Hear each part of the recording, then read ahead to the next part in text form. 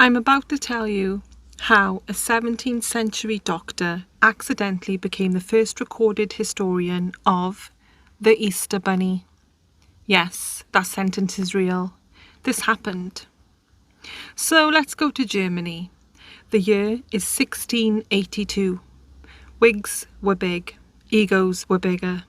Medicine is experimental at best.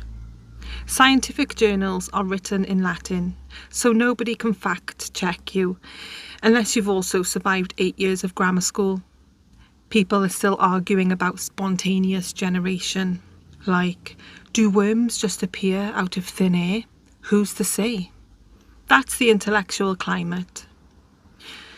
And in the middle of all of that seriousness, a learned physician named Georg Franck von Franckenau decides to publish a medical paper about a rabbit that lays eggs. He wasn't being sarcastic, he wasn't drunk, and he definitely wasn't trying to get his tenure revoked.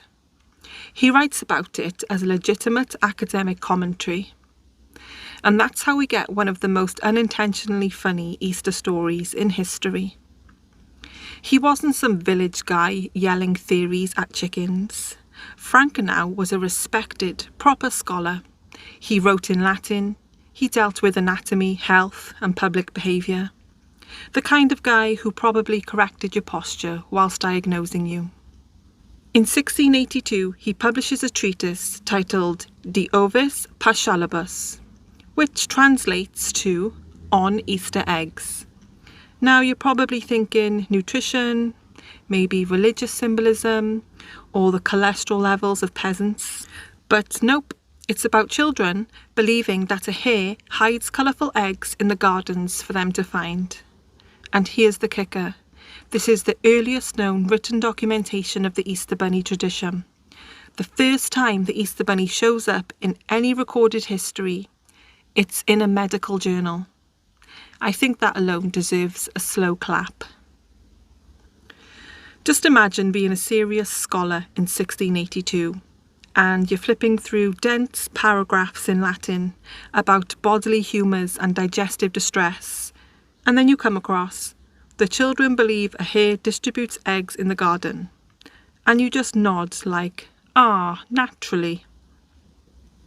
It's the 17th century equivalent of publishing a peer-reviewed article on the tooth fairy's economic impact. So, what's really going on?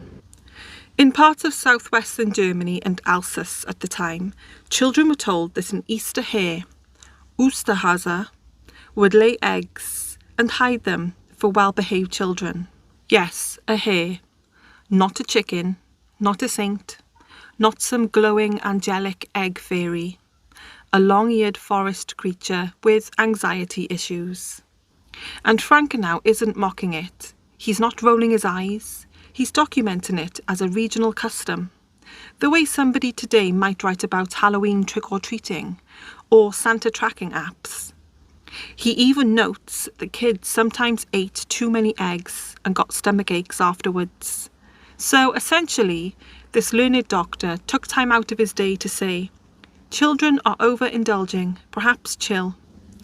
Some things never change. Different century, the same sugar crash. Now here's where things get interesting. To modern brains, a rabbit laying eggs sounds like absolute nonsense, an evolutionary crime, biology screaming in the background. But to medieval and early modern Europeans, it wasn't as insane as we think. Hares were deeply associated with spring, fertility, new life, rapid reproduction. And when I say rapid, I mean these animals built a reputation and absolutely committed to it. Spring festivals, even before Christianity, were packed with fertility symbolism. Things like eggs, animals, blooming plants, renewal after winter. This was a whole vibe. Easter lands right in the middle of that. So culturally, a hare plus spring plus eggs equals symbolic jackpot. But wait, it gets weirder. In medieval Europe, there was a widespread belief that hares could reproduce without losing their virginity. Yes, I'm serious. It came from misunderstandings about hare anatomy and reproductive cycles. Did you know hares can actually conceive a second litter whilst already pregnant with a first? It's called superfetation. To people without modern biology, that looked miraculous. Like, how are you pregnant again? We just did this. Some theologians even linked hares symbolically with the Virgin Mary because they appeared to reproduce purely. Just let that sink in. The same animal that now gets hollowed out and sold in foil at the grocery store was once part of a theological discussion about immaculate conception. Crazy, right? If you've made it this far, I want to say a big thank you. I appreciate you. Feel free to subscribe to my channel and like this video. Okay, let's talk about eggs. Eggs were already deeply embedded in Easter tradition long before the Easter Bunny showed up. In Christian Europe, eggs were and still are often forbidden during Lent. So for 40 days, no eggs. And then Easter hits. Boom, egg explosion. Celebration. People decorated them. They dyed them using things like beetroot and onion skins. They gifted them. They rolled them in games such as egg tapping, egg rolling, and egg dancing as kind of a funny one. They hid them, they admired them, and they probably flexed whose chickens were superior. They symbolised new life and resurrection, the perfect thematic alignment. So eggs were already culturally locked in. But what Franckenau records is the moment that someone essentially said, "You know what this needs? A rabbit." And everyone went, "Yeah, okay." And somehow that stuck. The real comedy of Franckenau's paper isn't that he mentions the bunny. It's how calmly he does it without unnecessary dramatisation. No wink to the audience. Just academic tone. This man is out here documenting gastrointestinal distress and folklore in the same breath. And because he wrote it down, we have a timestamp, a snapshot, a cultural freeze frame of the moment when adults took children's folklore seriously enough to put it in an academic paper. And that's kind of beautiful. Now, fast forward to the 1700s. German immigrants moved to Pennsylvania and other parts of early America. They bring with them their language, their food, their traditions, and yes, they bring the Osterhase. Kids would build little nests where the hare could lay its eggs. Those nests evolve over time into the Easter basket. You see how folklore mutates, it adapts, it travels, it survives ocean crossings. By the 1800s, printed Easter cards and children's books start spreading the bunny image more and more widely. Illustrations lock it into the cultural imagination. And then the 20th century shows up, and chocolate manufacturers make their presence known.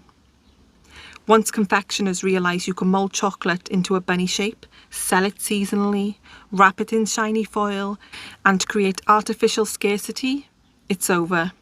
Capitalism looks at folklore and says, I can work with this. And now the bunny becomes the face of Easter in popular culture. Most people today don't even realise the Easter bunny has documented roots in 17th century Germany, and that the first written record came from a medical doctor.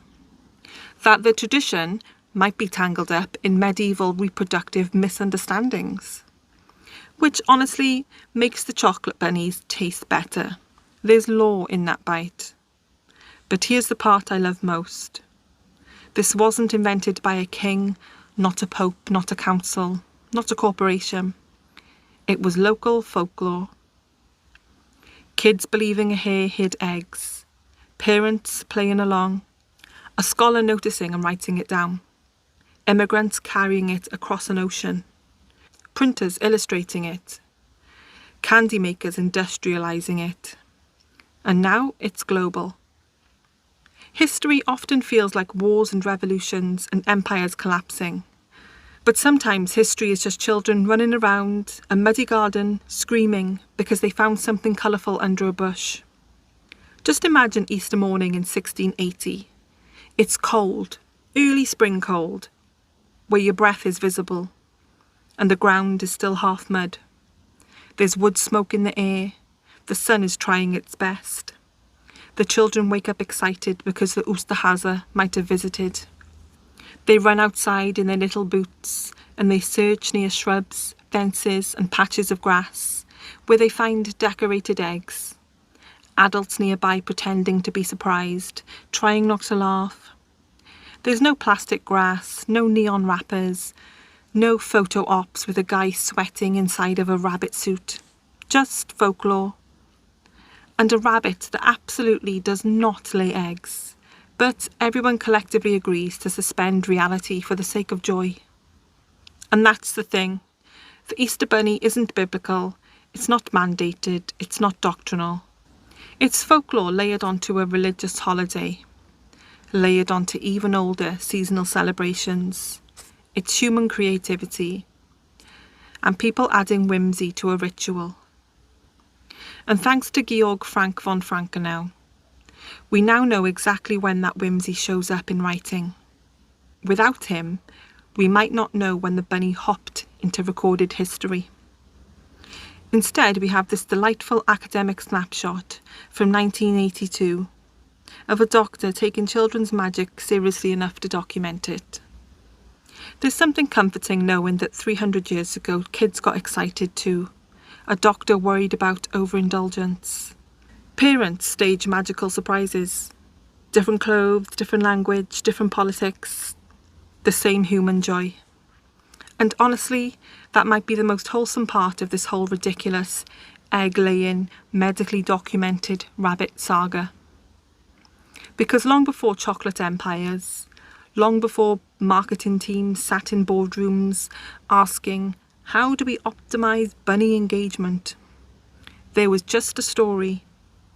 A hare, some eggs, and a bunch of kids losing their mind in a garden. And a doctor who thought, this deserves a footnote. And thank God he did.